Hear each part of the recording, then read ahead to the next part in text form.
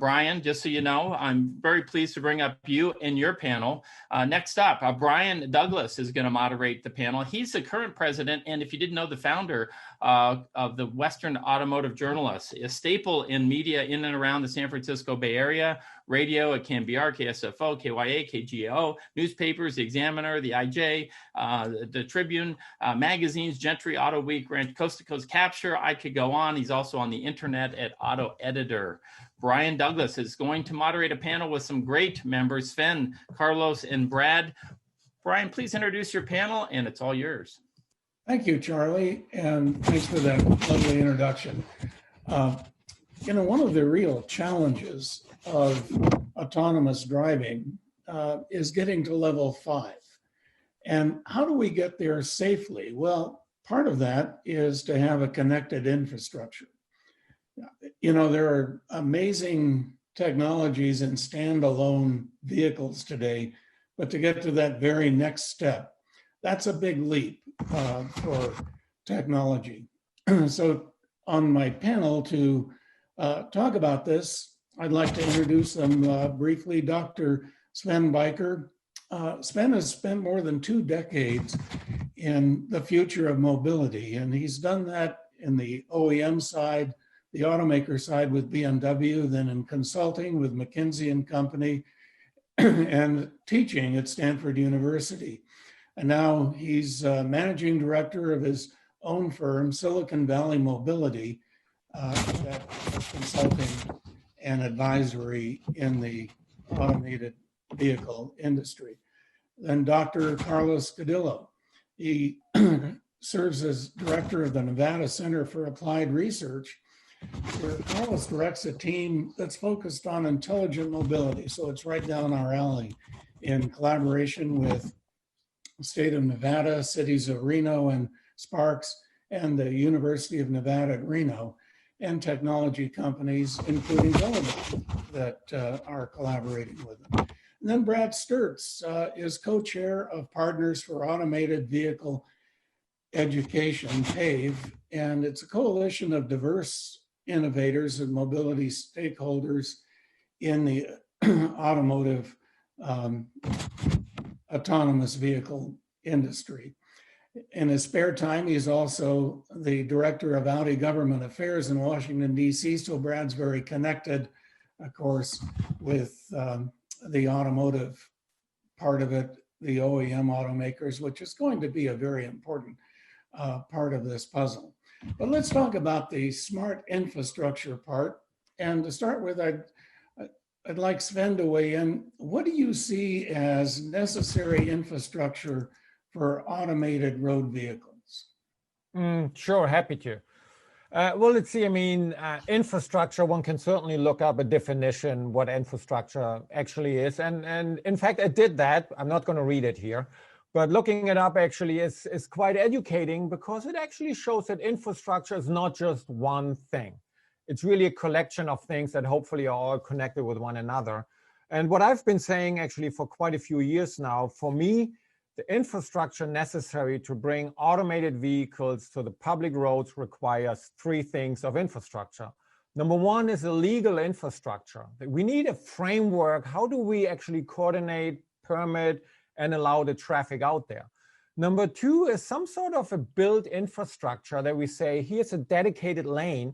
Maybe it has special barriers or something like this on which we actually allow those vehicles. And the built infrastructure then should not just be some fancy stuff, also some very mundane stuff like lane markings, or actually that the road signs and traffic signs are readable, where us humans are relatively good in anticipating, oh, there's maybe like 20 yards where the lane markings are not that great, but we can catch that, or a stop sign where maybe a political statement with stop someone is sprayed over. We still know it's a stop sign. Well, a computer maybe not. So really the legal and the build infrastructure is really important. Number 3, and I think that's what we're going to discuss here a little bit more, is the communication infrastructure, whether that's vehicle to vehicle, vehicle to infrastructure. And that's obviously a huge debate if that's really necessary, but it's my conviction that has to be part of the mix. Again, the legal, the build, and the communication infrastructure to make automated vehicles work in public. Now, in the smart infrastructure and smart cities part of this, there's another important question that comes up, and that is, who gets to pay for this?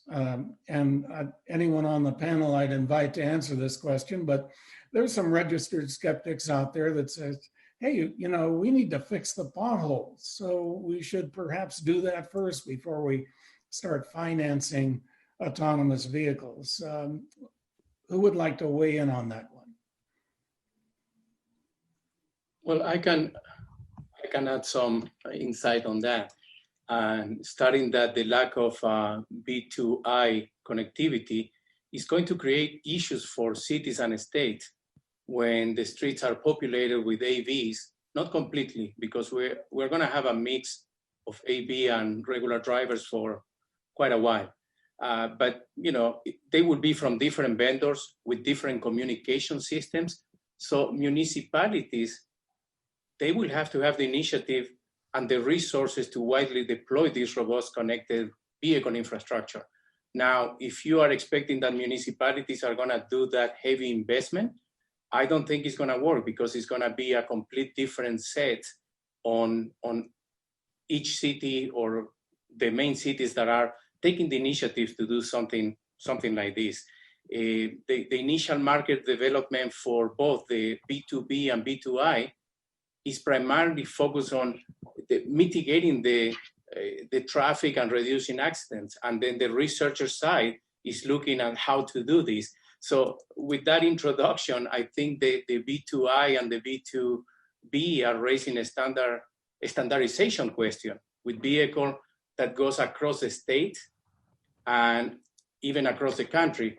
With that, I think the same approach that the US government, federal and state entities are taking to build roads, it has to be on the infrastructure. It has to be certain level that is going to be taken care of by the states, but the federal level is the one that has to have the bigger umbrella, so that when we cross states, we still are under certain standards. So that's and if I can maybe add to this, if you allow. So typically the number for road infrastructure is 50%. So it's 50% funded or 50% underfunded. It depends how you want to look at it. The glass is half full or half empty. So we only have 50% of the budget that we need in order to fix the potholes and bridges and maybe build a few new roads here and there. So only 50%. So therefore the question, obviously, Brian, is absolutely valid. How are we going to pay for this fancy new infrastructure for automated vehicles? And we've been discussing this a lot on panels and workshops and whatnot. And then every once in a while, I get an email from companies and investment firms I've never heard of. And they are like, oh, we are like this private fund, and we like to fund huge infrastructure projects. Sven, can you help us to figure that out? And so don't forget, there's often something that we don't necessarily see in the limelight, where there are companies getting ready, like, okay, that's a long-term investment. That's something that we know, because maybe we funded infrastructure in the electricity and power field. Maybe that's infrastructure and pipelines or something like this. So don't forget, as these ecosystem builds out, there are also investors who are coming in and say, well, if that's like a 30-year project, this is how we do it. Brian, if I could chime in too on that, I think that's exactly right. This opportunity or challenge is going to require an unprecedented way of thinking about public-private partnerships, I think. You have companies such as Sven mentioned. We have a project to do a work zone cellular V2X project in Virginia that now includes American Tower, the company best known for owning the cellular towers around the country, around the world. And their interest is to see what's viable in terms of serving data to passing cars or being a connection point with some of their real estate investments and the roadside units for the connected technology. So, we're going to have this awakening within government and private industry that we really have to work together to define what this is going to look like. I'd add too that there may be some things we can learn from others. And by that, I mean other countries, because it's a worldwide effort. And there are some pretty ambitious projects going on in Singapore, for instance, and of course in Europe. And if one of you would like to weigh in on what we might be able to learn from some of these projects. Yeah, let me maybe give you the answer as European by birth. And so what you can definitely learn from Europe, how you at least aim to coordinate across many jurisdictions. And also something that's maybe a little bit more driven from the public sector. And so in Europe, we had pretty promising pilot programs. I will say we also saw great pilot programs in Michigan, for instance. And I think the exchange is very important here, because certainly every pilot program might be a little bit different here and there, and you learn these things, and that's complementary in a way. But let's don't forget, the automotive industry is a global industry. And certainly you do not want to build a vehicle only for one market that maybe works with an infrastructure in one market very well. So also that we harmonize across these regions, that is certainly something. And what you talk about Singapore, it is certainly something that the political system needs to be factored in. So it might not necessarily be something that grows somewhat organically from the private sector. Maybe actually the public sector takes a very strong position, says that's what we want in our city state, and therefore we're going to do it. So I think the exchange is really important here to move this forward, and also to take care of harmonization across different products and regions. And I think it's important as well to keep options open, including the evolution of technology or emerging technologies that weren't envisioned. You know, when the FCC set aside the 5.9 gigahertz spectrum in 1999, nobody had any idea that someday a cellular-based technology would be really workable and perhaps even preferable. So we have to learn to adapt and adjust, even as some pretty long-term and expensive investments need to be made along the way. Carlos, can you weigh in a little on what your experience is in Nevada? Yes, definitely. I believe that I agree with the two statements before me, but I strongly believe that there will be no silver bullet, so to speak, on how one state, city, or municipality is going to deliver their technology. It will be different from each one of them, not only because the technology they use is different from the one the other groups will be using, but I think the key for learning here is collaboration. And of course, technology transfer will be also the key. At the University of Nevada, Reno, even though we have this intelligent mobility initiative with a coalition of stakeholders, and we move forward on doing segments of connected infrastructure with autonomous vehicle and instrumented electric buses, a fleet of them that are going through that corridor. The university also is partnering with the Seoul National University in South Korea. We are part of the Horizon 2020. We are the only non-European partner on the Horizon 2020 grant that we're participating at the moment. So the Living Lab and the prototype automated vehicle that we're doing here to support multiple facets on the project include the development of use cases for automated vehicle and subsystem sensors. So we do that because the initiative also provides a US perspective on the development of the standards and regulation. And the goal here is to enabling potential future harmonization of standards across the nations. But are we close to that? Most likely no. We have 9 countries that are part of this coalition, including US through the university. And I can see that the standards are already having big difference between countries to countries. So again, the short answer to all this, I think that collaboration and technology transfer is gonna be the best way to learn, so we can start defining what will be the better sensors, so we can start defining what will be the better standards for those sensors and the communication system that is gonna interact with them. You know, there's a point where we need a lot of connectivity that's standardized. At the same time, I see an opportunity in our own very unique republic, the United States, where various states and various cities could actually compete to have the connectivity and traffic management that attracts others.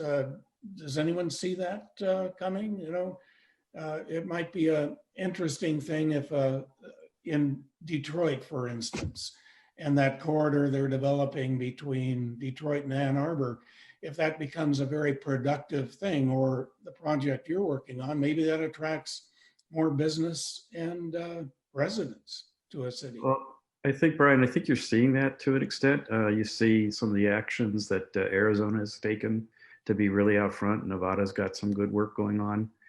You mentioned Michigan and others, Florida, you know, so you could name a lot of states that want to be really active.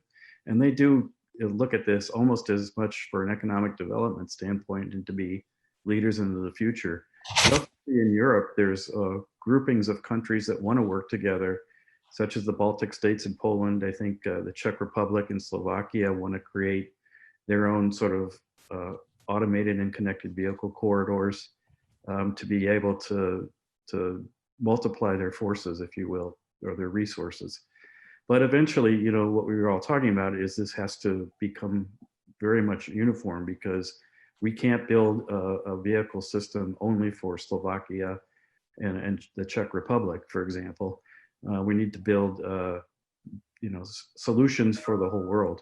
And some of these ideas helpful to get some obstacles looked at different ways, but ultimately the standards and the requirements need to be harmonized.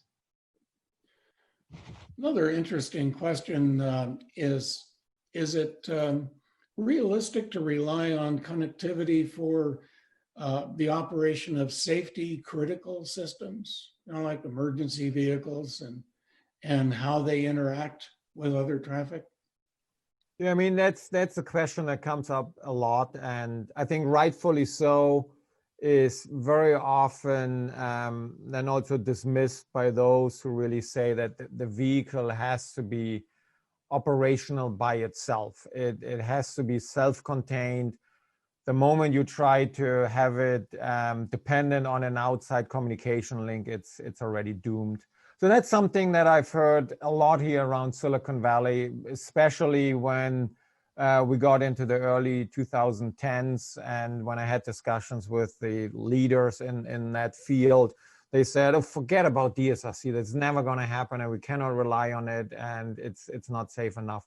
And I don't disagree, and still my mantra is to get automated vehicles really broadly defined and broadly deployed to the roads. I think we need some sort of infrastructure. And that means there must be some middle ground. And that is maybe that if that link is available, by all means use it and make it better. And then it can be some sort of degradation. Maybe if that link is not available, maybe you have to go slower. Maybe you don't go from vehicle to infrastructure communication. Maybe it becomes more vehicle to vehicle communication, which does not really require the cell tower or something like that. Where you might say there could be the difference between level 4 and level 5, where you maybe say, well, if that link is not available, you go to a different level of automation. And that's, I think, exactly what Carlos also just said. We have to get started somehow, and there will be there are already different pilot programs, and they might not all agree on what is the best communication protocol, what is the best bandwidth, what is the best setting of communication infrastructure, but we learn from this. And then we can hopefully at some point build on some common understanding and acknowledgement what is the best solution, which then also will be broadly deployed. But I think we have to get going somewhere, and to depend on that link, to hang someone's life on that link, that is a very tough claim. I would agree with that. Well, perhaps a more simple step is years ago, the people that make traffic signals had developed a scheme where an emergency vehicle is getting to a call, and they would communicate with the traffic signal, so it would have green lights all the way to their call. And that seemed pretty reasonable. I haven't seen that employed, but imagine if we had vehicle to vehicle as well as vehicle to infrastructure communications.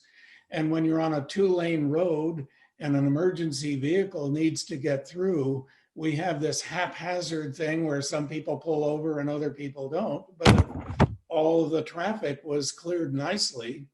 That would really enhance that call. And I don't think that's an unobtainable kind of outcome. No, it's not at all. In fact, I would say there's a lot of deployments already starting to happen in this to use those use cases rather than trying to solve the whole problem at once, to use use cases like that that can improve safety or reduce congestion, things like that, you know, to help emergency vehicles get through, or to have better protections or warnings when there's a road crew working, or around school buses as they're onloading and offloading children. So these systems can work that way now, and you're starting to see that emerge, I think, very quickly here in the next couple of years. Yeah, I have a lot of hope for that technology advancing pretty rapidly, because we have some tools today that we wouldn't even have believed a few years ago. You know, if I have an appointment to make, my calendar comes up and the Waze guy jumps up and says, you better leave now because it's going to take, you know, 40 more minutes to get to your destination. And so a lot of that underlying technology and communications is already there. So Brian, just to add to this, it's kind of a hot topic for me, because that's one of the reasons we are developing the whole initiative. It's not only realistic to have this V2I connectivity, I think it's necessary. On the previous panel, we have Michael Fleming. He was Torque Robotic. He was talking about a prediction, which we like to call social intelligence, that we add that into the autonomous vehicle, and also trust being one of the problems in the sense that I'm not against the autonomous vehicle being a standalone robotic entity that basically is going to be able to navigate. But they have to have certain level of connectivity in order to protect the vulnerable road users. We instrumented at least 2 Lidars on every intersection, so we can map that intersection and know at any given moment whether there is pedestrian, animals, babies, disabled people about to or crossing the road, so the connected vehicles will have that information ahead of time. Now, is that a silver bullet for this? Is that the best solution? Maybe not. This is an open innovation living lab. We are also working with a company that developed an application for vulnerable road users that it goes on the cloud. Is that redundant? Yes, it may be, but they are also going to be looking at jaywalkers that, you know, are in the middle of the street. And what happened with my cell phone in hand, I will be advising the approaching vehicles. We're doing this with a fleet of 10 electric buses from the city Regional Transportation Commission, and also with our autonomous vehicle. So the buses are driven by professional drivers. And we create this redundancy that is to the benefit of the pedestrian, the bicycle, the motorcycles. And it's good to have redundancy. Why not? Until we decide you don't need this or you don't need that, or yes, you need all of them because this is going to start saving life. I think that is one of the goals of getting automated, to save life, to reduce the number of accidents, to target the underserved population and also the disabled to be able to get into a vehicle and not drive. So that's the point I wanted to make, because that is a key hot issue for the development of the living labs in Nevada. And as a final note for anyone to weigh in on is the big elephant in the room of cost.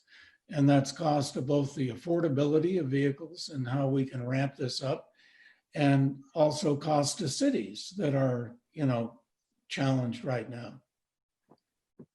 I'll say a few. I mean, I think we touched on it. You have to start somewhere, and it needs to be really looked at from a public-private partnership lens to make it all work out. I'll just use the example of 3 years ago, California took the very simple step of deciding to replace the bot dot reflectors for marking lanes with a 6-inch stripe. that is going to require 10 years of work over 50,000 miles, which is the equivalent of going one lap around the equator. So obviously, even that simple kind of effort is going to be very costly and very time consuming. And that's why I think we all need to work together to help solve and visualize these problems. Thank you very much, and thank you, panel. Charlie told me the most important thing of being a moderator is to make sure we end right on time. So I'm going to toss it. I appreciate that, but you know, I'm willing to give you a little leeway also, because you've got such a great panel, and really appreciate all the comments. Sven has been an important part of this event for many years, giving us a good background with his own background at both BMW and Stanford, and Brad at Audi. Again, you know, you guys have been paying attention and developing every step of the way. Brian, as you mentioned, again, costs overall, it's amazing when Brad brings up, just as we call them, the dotty dots to be replaced here in California, which I guess is easier in Michigan because you just use the snowplows to pull them all up.